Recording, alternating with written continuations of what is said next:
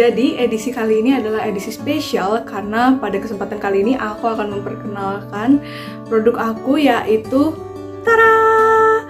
Fruity yogurt. Oh my god. Nah, jadi pada dasarnya produk yang aku buat ini adalah produk yogurt yang dikasih buah-buahan segar dan juga diberi topping granola. Oke, kenapa aku memutuskan untuk membuat fruity yogurt? Karena yogurt itu merupakan produk yang simple untuk dibuat. Semua orang pasti suka, apalagi yogurt buah, dan yang pastinya sehat. Oke, sebelum kita berbicara lebih lanjut tentang yogurt, kita harus tahu dulu apa itu yogurt. Yogurt merupakan produk fermentasi susu yang difermentasikan dengan bakteri asam laktat alias BAL. Bakteri asam laktat yang terdapat dalam fermentasi yogurt ada Lactobacillus bulgaricus, ada Lactobacillus acidophilus, dan ada Streptococcus thermophilus. Meskipun yogurt merupakan produk berbasis susu, yogurt aman dikonsumsi oleh penderita laktos intoleran. Laktos intoleran atau intoleransi laktosa merupakan kondisi tubuh seseorang yang tidak dapat mencerna laktosa karena tidak adanya enzim yang dapat memecah laktosa. Gejalanya bisa timbul diare, kram perut, dan perut kembung. Nah, yogurt itu aman dikonsumsi oleh penderita laktos intoleran karena laktosa di dalam susu telah diubah oleh BAL yang memfermentasikan susu menjadi yogurt menjadi asam laktat. Sehingga meskipun penderita laktos intoleran tidak mempunyai enzim yang dapat memecah laktosa, itu tidak masalah untuk mengkonsumsi yogurt. Bakteri asam laktat di dalam yogurt merupakan bakteri yang bersifat antagonis terhadap bakteri patogen. Sehingga dengan mengkonsumsi yogurt dapat meningkatkan kesehatan kita. Mengkonsumsi yogurt dapat menurunkan risiko kanker dan tumor saluran pencernaan, menurunkan kadar kolesterol darah, dan memperlancar pembuangan saluran pencernaan. Di dalam yogurt terkandung berbagai nutrisi yang diperlukan oleh tubuh seperti protein, kalsium, fosfor, asam folat, asam nikotinat, asam pantotenat, biotin, vitamin B6, dan vitamin B12. Kecernaan yogurt juga lebih baik dibandingkan susu karena protein dari yogurt bentuknya lebih sederhana dibandingkan susu. Nah, udah tahu kan sekilas info tentang yogurt? Sekarang penasaran nggak cara membuat fruity yogurtnya? Yuk langsung aja kita lihat cara pembuatannya.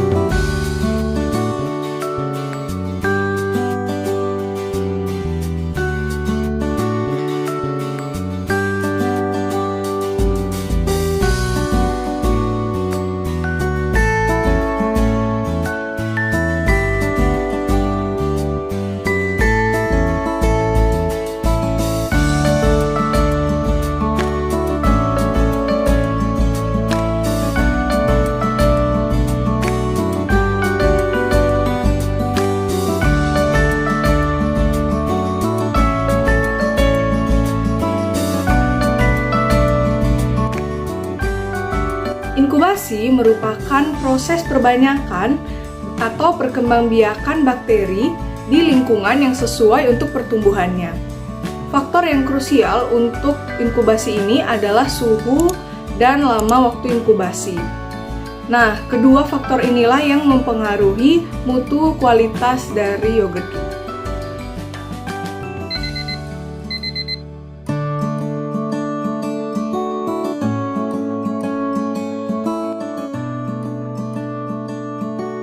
Sekarang ayo kita bahas parameter sensori dari yogurt yang sudah kita buat. Yogurt yang dihasilkan memiliki rasa yang asam, tekstur yang kental dan warna putih yang cerah, serta aroma yang asam khas yogurt. Pertama kita akan bahas kenapa rasanya asam. Jadi kan bakteri yang bekerja di sini adalah bakteri asam laktat. di mana bakteri ini memecah laktosa menjadi asam laktat kan. Nah, karena dihasilkan asam laktat ini, otomatis pH dari yogurt ini kan akan menurun, dan pH yang menurun ini kan mengindikasikan bahwa rasanya itu pastilah asam.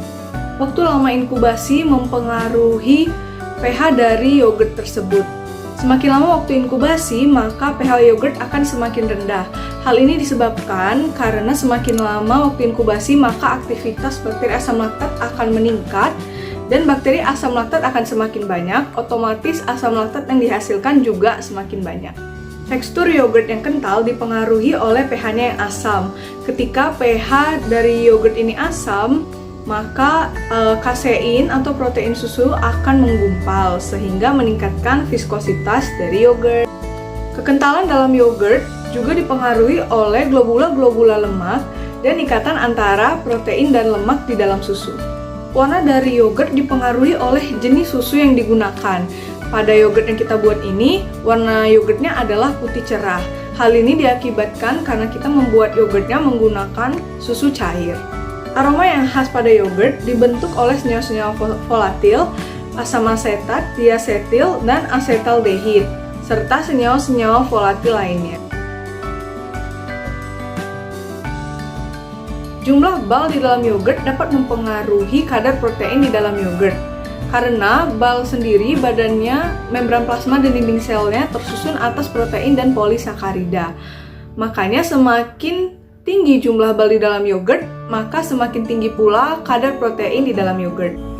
Kadar lemak dalam yogurt lebih rendah dibandingkan susu, karena lemak dalam susu selama pembuatan yogurt akan dihidrolisis oleh enzim lipase yang dihasilkan oleh bakteri asam laktat.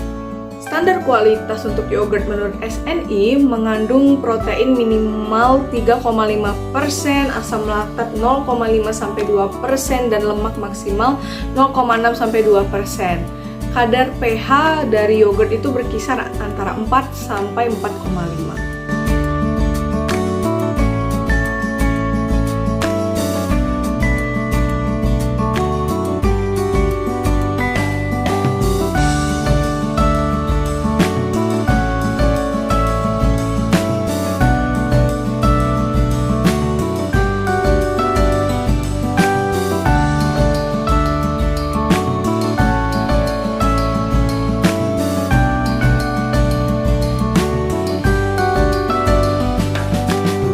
Penambahan madu sebenarnya lebih baik dilakukan sebelum inkubasi, karena dengan penambahan madu dapat meningkatkan jumlah bal, viskositas, dan menurunkan pH. Jumlah bakteri asam laktat dapat meningkat dalam yogurt karena kebutuhan karbohidrat dari Streptococcus thermophilus terpenuhi. Ketika kebutuhan karbohidrat dari Streptococcus thermophilus terpenuhi, ia dapat menciptakan suasana asam yang optimal bagi pertumbuhan Lactobacillus bulgaricus dan Lactobacillus acidophilus dengan pemecahan karbohidrat menjadi asam laktat. Produksi asam laktat yang semakin banyak juga mempengaruhi pH-nya kan. Dengan semakin banyaknya asam laktat, maka pH-nya itu semakin rendah.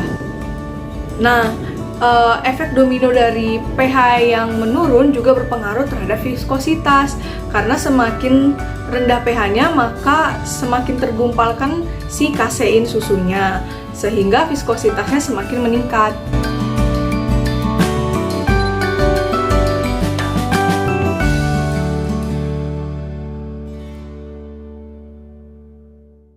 Nah, gimana? Semakin ngerti kan tentang yogurt? Ayo mulai sekarang kita biasakan untuk meminum minuman probiotik setiap harinya untuk meningkatkan kesehatan kita, apalagi di masa pandemi seperti ini. Terima kasih telah menonton video ini sampai habis. Sampai bertemu di edisi Masak Pakai Mikir. Pusing gak tuh? Selanjutnya. Dadah!